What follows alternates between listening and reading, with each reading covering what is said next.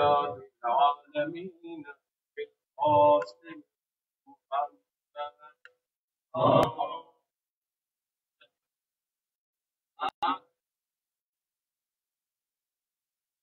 وعلى آله الطيبين الطاهرين المعصومين الغر الميامين المنتجبين المذكورين سيما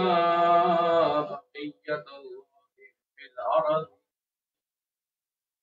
روحي وأرواح العالمين إبراهيم محمد رضا. أما بعد فقد قال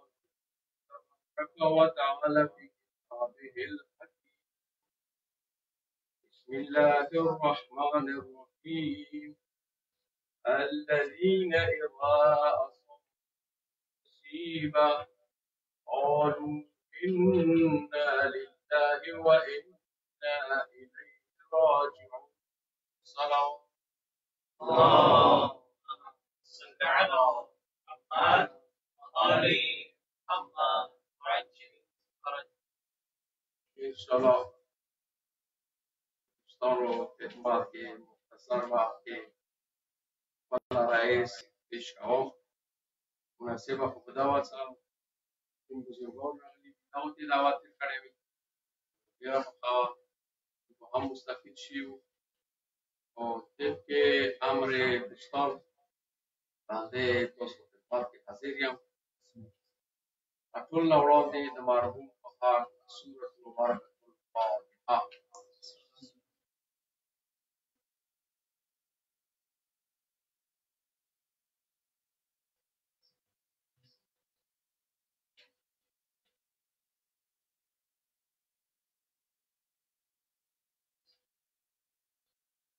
ان شاء الله یو دوه مقدمو سره خپل رئیس خدمات کې عرض کوم. مختصر وخت کې ویش باندې ان شاء الله تاسو خدمات مو کوم. څه انسان سترګې وغړی هغه یو دین الهي دی او هغه یو ناسیونالیزم مکتب دی او الهادینو مکتب دی. هغه خپلو پیروکارو پر خپلې برنامې جوړوي. هغو برنامو سره هغو خپلې زندګي برنامې هماهنګ کړي او کوم هغو مراد او مقصود وي هغه طرف ته حرکت وکړي، خپل مقصد ته ورسوي. بیا څه وخت شو ادیان الهي هغه خالق دی، انسان یې خلق کړی دی، هغه وجود ابعادو باندې آګاهي کامل لري. هغه برنامې نورو هغو پیروکار چې دین الهي نه خارج دی هغو سره ډېر تفاوت لري. بیا چې دین ادیانو منځ کې نظر وکړو نو څه کامل ترین دین دی هغه اسلام دی. دې کله برنامه وکړو انسان سزي دپاره د دې چې انسان سعادت ته ورسېږي نو متعدد برنامې پروګرامات یې د انسان دپاره ایښي دي چې هغو باندې عمل وکړي هغه سعادت ته ورسېږي. خو بیا په دین اسلام کې مختلف مکاتب فکري وجود کې راغلي دي چې هغو کې سترګې وغړوو مکتب تشیع، مذهب تشیع څو اسلام حقیقي اصولو نه آګاه دی. پیغمبر اسلام له اولې څخه د آخر معصوم پورې هغه حقیقي برنامې یو سره دي او انسان ته یې بیان کړي دي. دې کې کله سترګې وغړوو شیعه مذهب کې انسان څه دې دنیا ګرد غبار سره مخلوط شي، زړونه یې طریقي طرف ته روانې شي. لکه سویه موږ باندې محرم روان دی، څو محرم مو سفر نه تېرېږو موږ باندې روژه روانه دی. همداسې چې هر موسم کې کسې یا شهادت یا ولادت دی چې کله د دې مذهب پیروکار هغو مجالسو ته راځي، حضور پیدا کوي، نو هغه ټول ګرد غبار څه شیاطین عالم چې هغه انس صورت کې دي یا جن صورت کې دي د انسان منحرف کولو لپاره اجرا کړي وي، هغه ګرد غبار د دغو زړونه لرې کړي او زړونه دې منور وګرځېږي. دا د مذهب شیعه متنوع و متعدد و پرمفید برنامج دي پروګرامات دي چې انسان دغه زمن کې خپل کمال ته خپل سعادت ته رسیږي. اندی زمن کې موږ لپاره ائمه اطهار هفته میاشتې که یو انسان وغواړي بې نهایت رشد ته ورسیږي د ګنټې برنامه هم لپاره جمال الاسبوع کې امام صادق علیه السلام روایت شوی دی هغه ځای کې چې کله د ائمه او المنځونه ذکر کوي. یو المنځ امیر المؤمنین علیه السلام په نامې باندې معروف او مشهور دی. سید ابن طاووس روایت کوي شپږم مولانا چې جمعې شپې او یا د جمعې ورځې دا المنځ انسان کوي څلور رکعاته دی خو دوه رکعاته کېږي. سوره حمد بعد هر یو رکعت کې 50 واقع سوره قل احد. کله انسان د المنځ وکي هغه د بعد غزي مفصل دعا ذکر شوی دی هغه هم بل ویلي. نه روایت د احسان سره ارشاد کوي چې دا انسان د المنځ نه ورسته د دعا نه ورسته داسې شي لکه یو انسان تازه دنیا ته متولد شي. پروردګار عالم لطف و کرم ورباندې کوي ګناهونو بخشش ورته کوي. خو دغه شی هم سبب نشي چې ځینې منحرف افکار دا وایي چې نعوذ بالله د ائمه اطهار دعاوانې د انسان ګناه طرف تشویق کوي. نه، هغه انسان چې نا امید شوی دی کله دغه باب ته راشي د خدای کرامات ورته مخته راوړي هغه نا امیدي کې تبدیله کېږي. د انسان نیکې لارې طرف ته حرکات کوي. د دعاوانې سبب نه کېږي چې انسان تشویق کړي ګناه طرف ته. یو انسان چې ګناهانې ورنه شوي دي نه امید شوی دی هغه کې امید ایجاد. هغه بهجت بزرګوار رحمت الله علیه هیڅ آیت الله مرتضی کشمیری بو جمعې شپې یا جمعې ورځې دا المنځ څه بلې طریقې سره ذکر کړی دی. یو بل شان سره دی همیشه کولو هیڅ مرتضی کشمیری هیڅ کله ما د المنځ وکې ما حاجات څه شی هغه بیا براونه شي و هغه بهجت نه یو شاګرد نقل کوله چې اوس هم زده دی او نه غواړي څه نامه یې فاشي هغې څه ما عمر کې څه کله نه دا فضیلت دې المنځ اورېدلي دي نو ما قضا نه دي کړی. هغې چې څلور رکعته المنځ دی اول رکعت کې سوره توحید بعد 11 بار قل هو الله احد. دویم رکعت کې 21 بار دوه رکعته دي. بیا دویم المنځ کې اول رکعت کې 31 دویم کې 41 هغه د بعد 51 بار سوره توحید او 51 بار صلوات هغه د بعد 100 بار یا الله الوستنه هغه د بعد څخه کله حاجت وکړي هغه رد نشي. چونکې د جمعې شپه دی مذهب شیعه سره تعلق لري نو خپل ځان لپاره هدیه کړي اقتضا. پیغمبر اسلام نه روایت په بهار کې علامه مجلسی بزرګوار نقل کړي نن د جیل کې ذکر کوي. قال رسول الله صلى الله عليه وآله وسلم إذا قرأ المؤمن آية الكرسي وجعل ثواب قراءته لأهل القبور. کله انسان مؤمن د آیت الکرسی تلاوت وکړي او د دې آیت الکرسی ثواب قرار کی اهل قبور ته هدیه کړي. کله دا کار وکړي د انسان پروردگار عالم څه کار کوي ادخله قبر كل میت. پروردگاری ای انسان څه کله دور شرح صدر وکړه چې د دې ثواب دو خپل حقدارو سره یو خاص گروه سره مختص نکو زه خالق یم شرح صدر عطا کوونکی یم زه دې ثواب څه کوم ادخله الله قبر كل میت. د دې آیت الکرسي ثواب خالق کائنات اول و نساء تر نن ورځې پورې څومره مخلوق دنیا نه لوړ دی هر یو کعبه ته د دې ثواب ستایي. ويرفع الله للقارئ درجة 60 نبيا. پروردگار عالم د دې کار چې کومه آیت الکرسي ولوستله دې ثواب هدیه کو اهل قبور ته د دې درجه شپېتو انبیاو برابر پاسه بیایي. وخلق الله له من كل حرف ملکا. بل کار چې خالق کائنات کوي دا الوشتون کې دا هر و حرف مقابله کې یوه ملکه خلقوي. چې کله حروف آیت الکرسي وګڼې نه 175 حروف ورکې دي 50 یا 51 کلمات ورکې دي. یسبح له الى اليوم القیامه. دغه آیت الکرسي الوشتونې دپاره دغه ملائک تسبیح کوي ورځې قیامت. هیڅ زحمت نه لري که انسان د اهل بیتو دار ته راشي د کرم باندې باور وي ډېر چې ته رسېدلی شي. همدې ضمن کې لکه څنګه داسې کورونه دي اندخشان سره عظیم شی محوري شی هغه د شیعو اهل بیتو سره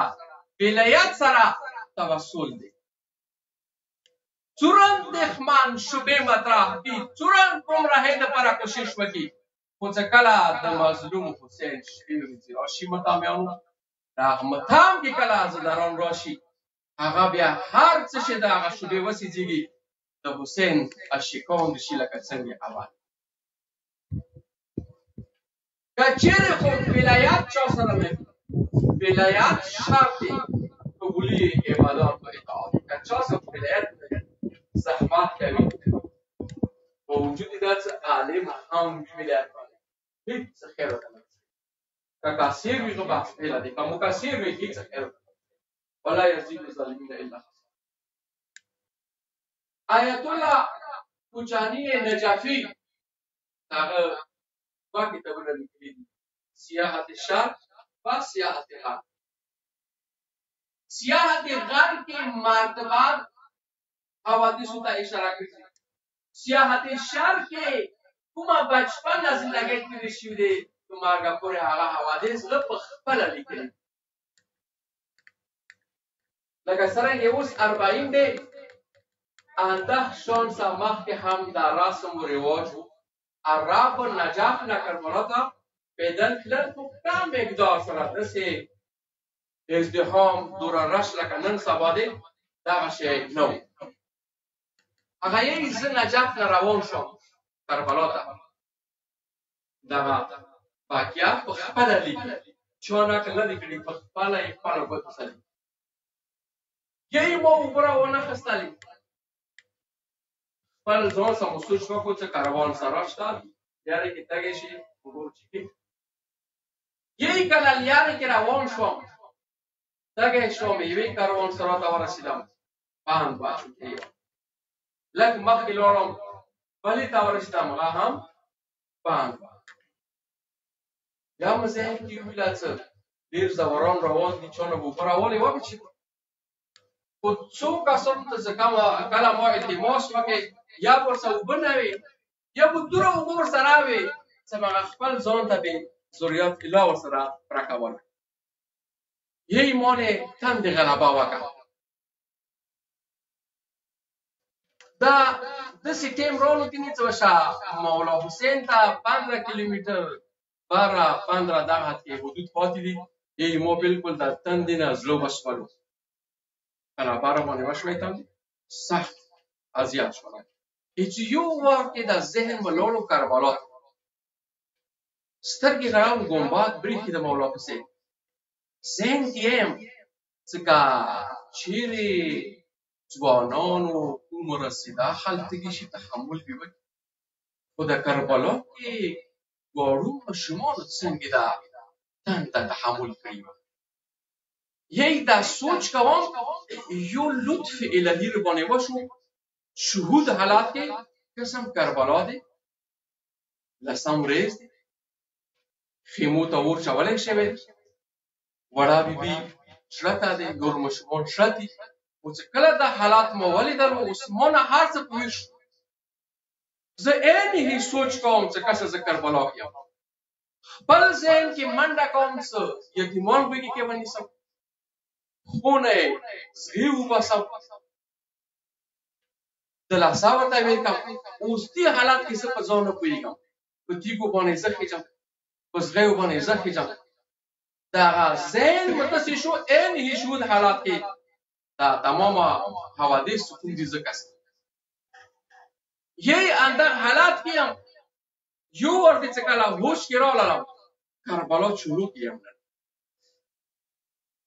هم ژاړم هم گرد و غبار هم پښې ویني هم زګي ورکې لاړ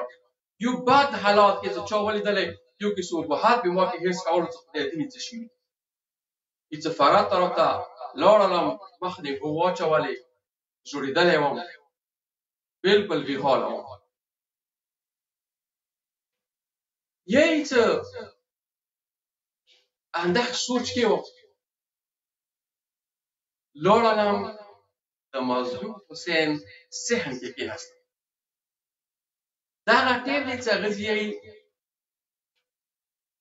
یو قسم ساعت و څنګه چې کوي چې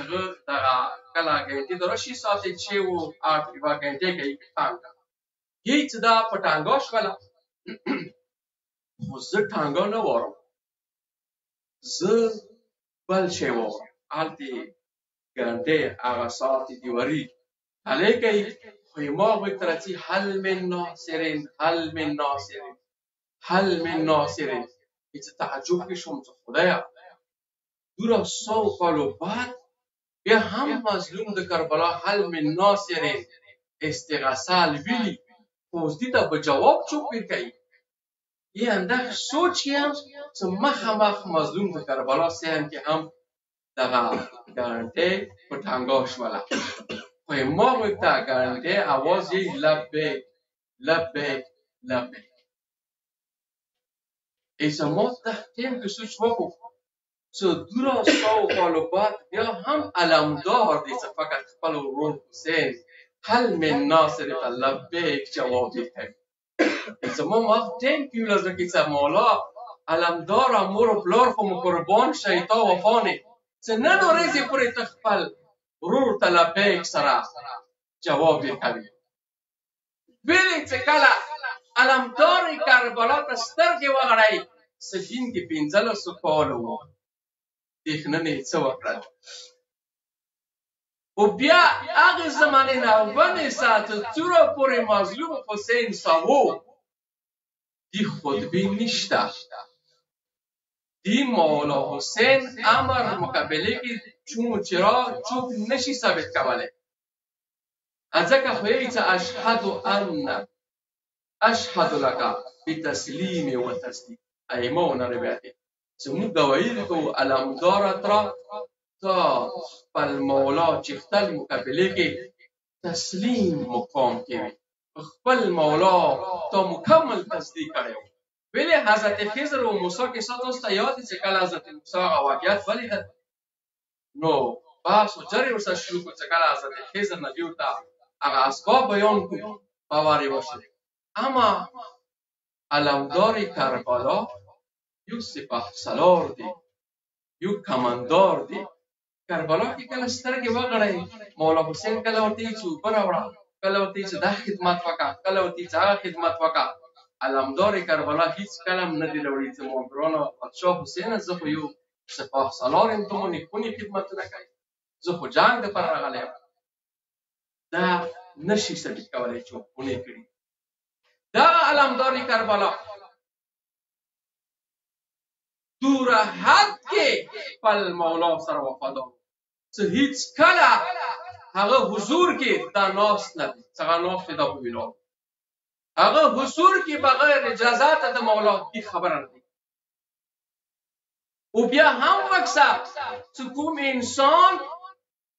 شرح صدر کام و کربلا کې هغه اول شهادت مولا ویلې چې څوره ورسته حوادث زیاتېدلو شرح صدر زیات او تفکر و چلو شي تحمل خو یو وخت داسې رالو چې کربلا علمدار هم زړه تنګ شو خو مولا ته ونه ویله چې ما ګرانه وروره ما جنګ ته واستوه فقط ویله یا اخي قد ضاقت صدري ما بادشاه پسې ما سینې ته کار تمام شو یی هغه بعد ورور بادشاه ورته ویله علمداره وګوره څه لاړ شه ماشومانو ته اوبه راوړه یی چې کله نه کربلا ته د کاروان لاړ نو وم شپې د با تقریبا تیونې اوبه پان شوې کله لږې غوندې راوړي و اکثر وخت اوبه نه وي یی وی خیمې کې اوبه له مشکي و هغه مشکۍ ولاندې کومه ځمکه وه هغونې د اوبه څاڅکي کړي وو لږه لمده یتیمانو نه چې کله ډېره غلبه تندې وکړلې نو بیا په رالو دغې خاورې نه خپل بدنه مې هغه لمنه هسکه کړله بیا به دغو خاورو نه درته واچول چې لږه تنده یې ماته شي یی کله مظلوم خپل ورور ته وویله عباسه وروره وشڅه لاړ شه یتیمانو ته دغو ماشومانو ته لږې اوبه راوړه یی چې کله هغه وچ مشکۍ مړ کې واچول ولې دنیا مخنې دوستانو کار نه و څنګه علمدار نه وې حل کړی مشکل کشا سوی و او مشکلات یې حل کول یی چې کله علمدار هغه مشکۍ مړ کې واچول ماشومان خوشحال شول ورځې کې دا یو ماشومانو ته یی چې اوس ما هغه پکې کوم علمدار مشکۍ اوس راوړي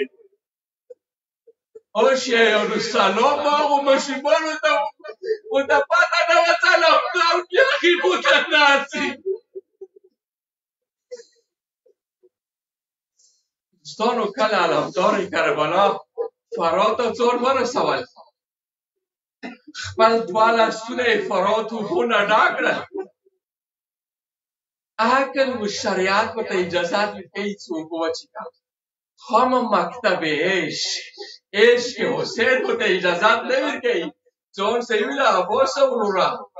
دا څنګه کیدی شي چې مولا حسین تږی وي د هغه یتیمان د هغه ماشومان الاتش سوری کوي ورته اوبه وڅښي دوستان عزیز اوبه تالې کې مشکې اوبو نه ډک کړلو دوستانو جمعې شپه دې زه به مختصر عرض درته وکړم هغه مشکل کشا چې څوک متحیر شولې دغه مولا به د هغه مشکل حل کول زه به مختصر درته عرض وکړم دوستان یو ځای داسې راغلو په وقف متحیر راغلو یو مقام داسې راغلو علمدار خپله متحیر ودرېدلو خدایا خیمهګاه ته لاړ شه اوبه نشته دي ګرځې غرو ته تاو شه مټې به نشته دي څه شي زه وچی کېږم